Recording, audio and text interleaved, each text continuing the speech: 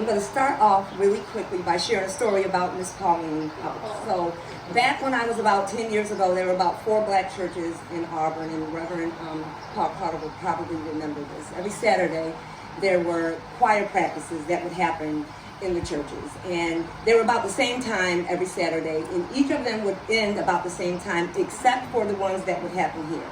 So a couple of the churches, the kids would get done, we'd get over here, and we'd be waiting in the back of the church, waiting for Mrs. Pauline to get done with her choir practice as she was beating on the piano with her grandchildren.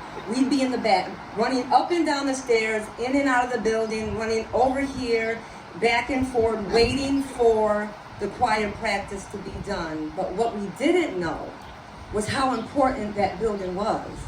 What we didn't know is that we were walking in the footsteps of heroes.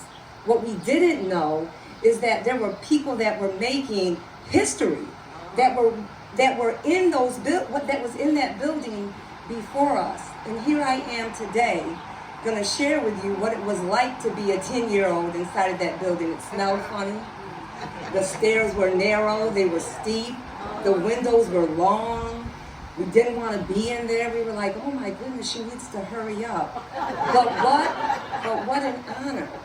And it is because of all of those stories, it is because of all of those things that I've experienced that makes it a wonderful experience for me to be here. And because of all of those things, my journey from being a child here in Auburn to being here on this podium is so significant that I'm able to share that with my grandchildren and share that with anyone else that I come into contact with.